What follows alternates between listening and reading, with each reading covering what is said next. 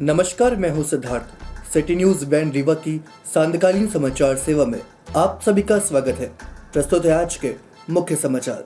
धान की कालाबाजारी में लिप्त समिति प्रबंधक निलंबित, अन्य को प्रभार से हटाया। ऑफलाइन परीक्षा के विरोध में छात्रों का हंगामा, परीक्षा बहिष्कार करने की दी चेतावनी। और पॉक्सो के मामले में दुष्कर्मी को 11 वर्ष की कठोर कारावास की सजा। खबरें अब विस्तार से। ओपन बुक प्रणाली से परीक्षा आयोजित किए जाने की मांग को लेकर एनएसयूआई ने किया प्रदर्शन। आपको बता दें, टीआरएस कॉलेज के छात्र छात्राओं व एनएसयूआई के कार्यकर्ताओं ने आयोजित होने वाली परीक्षाओं को निरस्त कर ओपन बुक प्रणाली से परीक्षा कराए जाने की मांग को लेकर घंटों प्रदर्शन किया और नारेबाजी करते हुए महाविद्यालय की प्राचार्य को अंतिम चेतावनी देकर अपनी मांगे रखी। आपको बता दें, जिले में बढ़ते कोरोना संक्रमण को देखते हुए छात्रों ने परीक्षा केंद्रों में परीक्षाएं कराने का आदेश वापस लेने की मांग की है। इसके लिए टीआरएस कॉलेज में एक बार फिर से छात्रों ने कॉलेज प्राचार्य के कक्ष के बाहर हंगामा मचाया और कहा कि यदि कॉलेज प्रबंधन अपना निर्णय नहीं बदलेगा तो वो कॉलेज के मुख्य द्वार के बाहर प्रदर्शन करेंगे। एनएसयूआई के प्रदेश सचिव अभिषेक तिवारी ने बताया कि बढ़ते महामारी को लेकर लगातार सरकार व जिला प्रशासन सख्त है, लेकिन इसके बावजूद परीक्षा आयोजित कराने के निर्देश टीआरएस कॉलेज प्रशासन ने दे रखे हैं। इससे छात्रों में कोरोना का संक्रमण बढ़ने की आशंका बनी हुई है, जिसकी वजह से कॉलेज प्रबंधन से मांग उठाई गई कि ओपन बुक प्रणाली से परीक्षा कराई जाए। छात्रों के बढ़ते विरोध प्रदर्शन को देखते हुए कॉलेज प्राचार्य अर्पिता अवस्थी ने आश्वासन दिया कि इस संबंध में बैठकर चर्चा करेगी। इसके बाद ही कोई निर्णय होगा। प्रदेश के अन्य एक्सीलेंस ऑटोनॉमस कॉलेजों में परीक्षाएं शुरू हो चुकी हैं। टीआरएस में भी 10 जनवरी से परीक्षाएं शुरू होनी है। प्रस्तुत है एनएसयूआई के प्रदेश सचिव अभिषेक तिवारी से प्राप्त जानकारी के अंश। जैसा कि आप सबको सूचित है, प्रदेश भर में हमारे एनएसयूआई के साथ ही प्रदेश अध्यक्ष मंजुल त्रिपाठी के नेतृत्व में हर महाविद्यालय विश्वविद्यालय में ओपन बुक प्रणाली से ऑनलाइन प्रणाली से पेपर कराने की मांग कर रहे हैं। हमने भी मांगे रखी थी, लेकिन स्वशासी ऑटोनॉमस होने के चक्कर में टीआरएस कॉलेज ने अपने मनमानी तरीके से पेपर की परीक्षाएं आयोजित कराई। 11 तारीख से 10 तारीख से परीक्षाएं होनी थी। सर पे कोरोना का संकट मंडरा रहा। ओमिक्रॉन नया वेरिएंट तेज़ी से पैर पसार रहा है। सरकार ने भी गाइडलाइन तय की है कि शादी ब्याह में 200 लोग रहेंगे और मृत्यु हो जाने के उठावना में 60 लोग रहेंगे। तो क्या 500 लोग 1000 लोग परीक्षा हाल में पेपर देंगे? मैं उस चीज़ के लिए आज फिर से प्रदर्शन कर हमारे एनएसयूआई के साथियों ने प्रदर्शन कर नारेबाजी कर मांग रखी है और अंतिम चेतावनी हमने दी कि आज हमारी मांगें मानी जाए और हम ये पेपर नहीं देंगे। सरकार छात्र हित में और महाविद्यालय निर्णय ले, उचित आश्वासन मिला है। अगर निर्णय नहीं लिए जाते हैं तो हम आगे के लिए लड़ाई लड़ने के लिए तैयार हैं, लेकिन हमें ऐसा लगता है कि छात्र छात्राओं की मेहनत और उनकी मांग और जो सार्थक मांग है वो छात्र हित में निर्णय आएंगे। धान की कालाबाजारी में लिप्त समिति प्रबंधक निलंबित, अन्य को प्रभार से हटाया। करैया मंडी में बेच रहे थे पुरानी धान।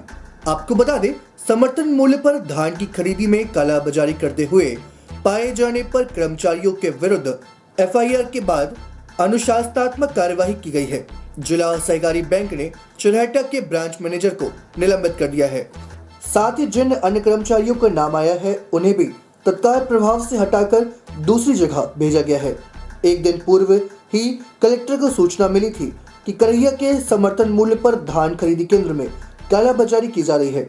इसकी जांच के लिए नागरिक आपूर्ति निगम के जिला प्रबंधक संजय सिंह, नायब तहसीलदार यतीश शुक्ला सहित अन्य अधिकारियों को करैया मंडी भेजा गया था, जहां पर अधिकारियों ने जांच के दौरान पाया कि पूर्व के वर्षों में बेची गई धान को फिर से एक किसान के नाम पर समर्थन मूल्य पर बेचने की तैयारी थी।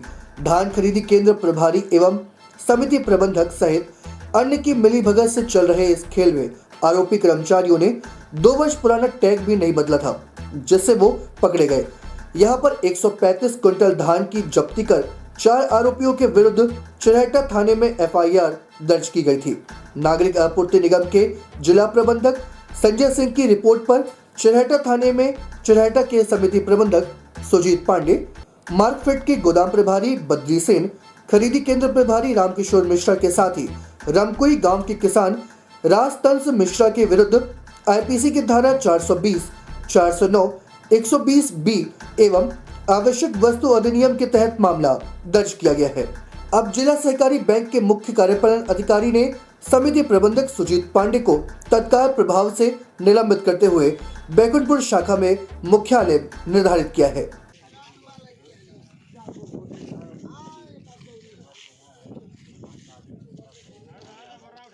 नौ साल के इंतजार के बाद पीड़िता को मिला न्याय। दुष्कृत्य के आरोपी को 11 वर्ष का कारावास। आपको बता दें, जिले के चाकघाट थाना अंतर्गत बालिका के साथ दुष्कर्म किए जाने के आरोपी दीपू कोल चाकघाट को 11 वर्ष के कठोर कारावास के साथ आर्थिक दंड से दंडित किया गया है। मामले के संबंध में विशेष लोक अभियोजन अधिकारी रविंद्र ने बताया कि यह घटना करीब 9 वर्ष पूर्व 14 जुलाई 2013 को घटी थी। विचारण के दौरान विशेष लोक अभियोजक रविंद्र द्वारा प्रस्तुत साक्ष्यों और तर्कों के आधार पर विशेष न्यायाधीश पॉक्सो महिमा कछवाहा ने आरोपी को 11 वर्ष के कठोर कारावास की सजा से दंडित किया है। आपको बता दें, न्यायालय ने दुष्कर्म के आरोपी दीपू कोल को धारा 342 भारतीय दंड विधान के तहत 6 माह के सश्रम कारावास, ₹500 जुर्माना, धारा 376 के तहत 11 वर्ष के कठोर कारावास, ₹5000 का जुर्माना, पॉक्सो अधिनियम की धारा 3/4 में 11 वर्ष का कठोर कारावास तथा ₹5000 के जुर्माने से दंडित किया है। बताया जाता है कि 2013 में हुई घटना को देखते हुए आरोपी को उसी कानून के आधार पर सजा सुनाई गई है। प्रस्तुत है विशेष लोक अभियोजक अधिकारी रविंद्र से प्राप्त जानकारी के अंश। जी हाँ, रिसेंटली माननीय पॉक्सो न्यायालय रीवा के द्वारा आरोपी दीपू कोल चाकघाट थाना क्षेत्र अंतर्गत का है। एक्चुअली जो मेन उसका गांव और है, इसलिए नहीं बताया जाता कि अगर आरोपी के बारे में भी हम पूरा बात बता दें तो अभियुक्त्री जो है प्रकरण की पीड़िता, उसके मामले में डिस्क्लोजर होने की संभावना होती है। ऑनरेबल सुप्रीम कोर्ट की गाइडलाइन से किसी भी तरीके से पीड़िता का कोई भी पता न चलने पाया, इसलिए पीड़िता के माता पिता का सरनेम क्या है, पीड़िता क्या है, हम लोग नहीं बताते हैं। इतना ही बता रहा हूँ कि दीपू कोल जो है चाकघाट थाना क्षेत्र अंतर्गत का है। वो 2013 का प्रकरण है, काफ़ी पुराना प्रकरण था। और जो पीड़िता है और उसके माँ बाप ये सभी मजदूर प्रकृति के लोग थे, खेती की मतलब दैनिक मजदूरी का काम करते थे। आरोपी को मौका मिला, अभियुक्त्री के मतलब पीड़िता के माता पिता और भाई मजदूरी करने के लिए बाहर गए थे। आरोपी दीपू ने देखा कि पीड़िता घर में अकेली है और वह इसका फ़ायदा उठा करके उस जबरन उसके साथ बलात्कार किया और उसके बाद फिर वहाँ से चला गया। पीड़िता उसके पश्चात फिर अपने माता पिता से घटना के संबंध में बताई और इस संबंध में प्रथम सूचना रिपोर्ट थाना चाकघाट में लिखाई गई।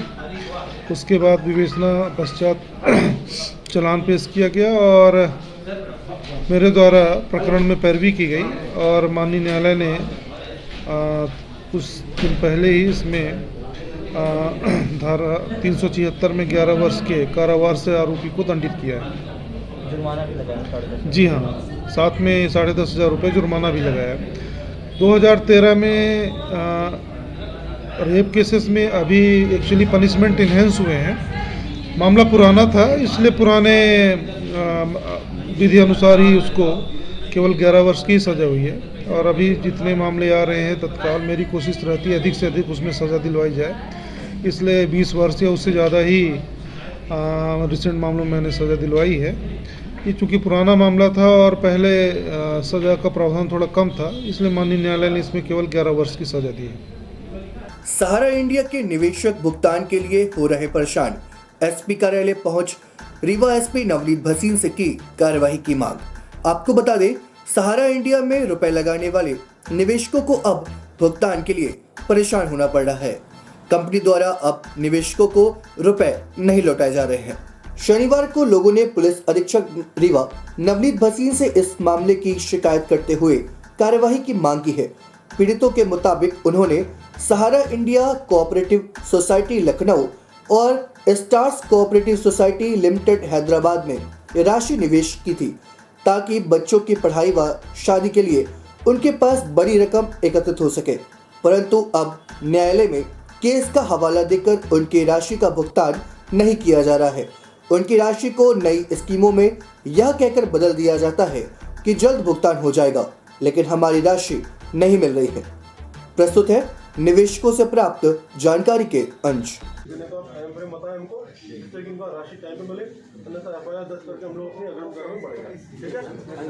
नहीं दिया जा रहा है और 3 साल हो गया सर, अभी तक पैसा नहीं दिया गया। यहाँ तक डेथ क्लेम तक नहीं दिया जा रहा। 3 साल हो गए, 2019 का डेथ क्लेम है सर, अभी तक डेथ क्लेम तक नहीं दिया गया है। और समझ में नहीं, वहाँ जाते हैं तो कहते हैं फंड आएगा तब मिलेगा पैसा, पैसा देने का नाम ही नहीं लेते हैं। इसी में हम लोग परेशान हैं सर। कब तक नहीं पैसा मिलेगा? कब से पैसा नहीं होगा सर? ये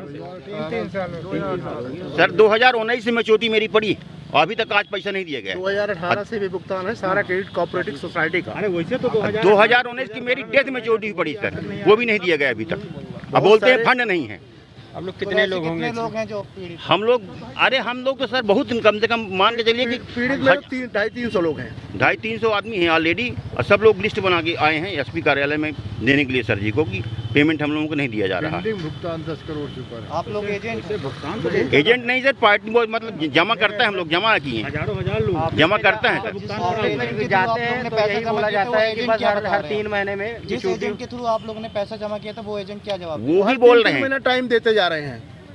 वो बोल रहे हैं कि भी फंड नहीं है, जब फंड आएगा तब देगा। मतलब ऑफिस में ये बता रहे हैं वो लोग कि कहते हैं कि मैनेजर ये कहते हैं कि जब फंड आएगा तब आप लोगों को पैसा मिलेगा।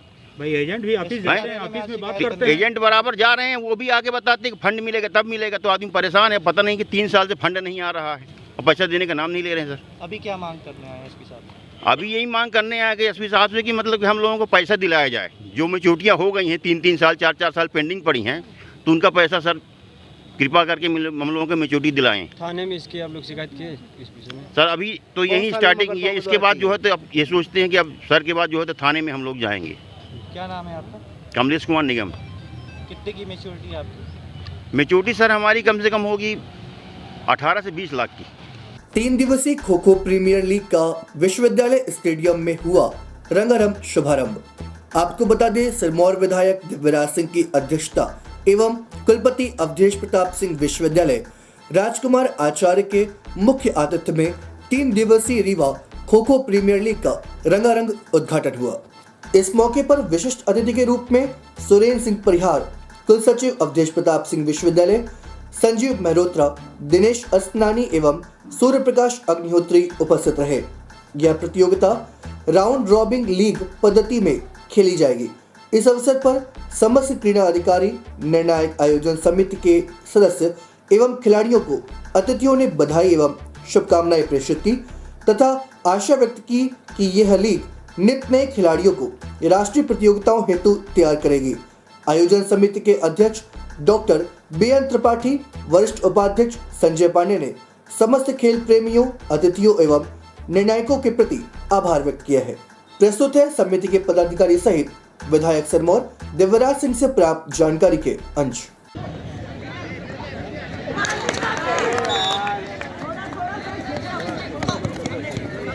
मेरे ख्याल से हमारे रीवा ज़िले में रीवा खो खो प्रीमियर लीग ये एक नया प्रयोग किया गया है। निश्चित रूप से खो खो के लिए ये एक अच्छा मेरे ख्याल से ज़िले में संदेश जाएगा।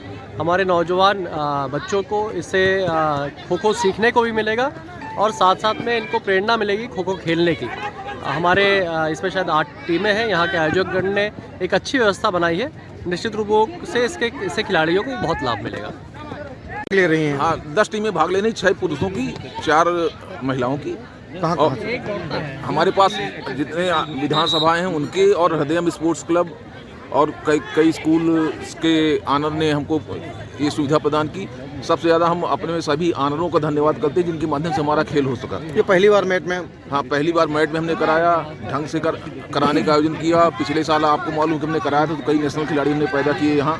और सबसे ज़्यादा धन्यवाद मैं पुनः कहूँगा कि जितने टीम ऑनर, कितने दिवसीय आयोजन है? 3 दिवसीय आयोजन है। पहले दिन हम अध्यक्षता हमारे युवराज दिव्यराज सिंह जी ने की। मुख्य अतिथि हमारे विश्वविद्यालय के कुलपति डॉक्टर राजकुमार आचार्य जी। क्या नाम है आपका? मेरा नाम संजय पांडे, मैं यहाँ का आयोजक समिति का वरिष्ठ उपाध्यक्ष और खो खो जिला संघ का उपाध्यक्ष हूँ।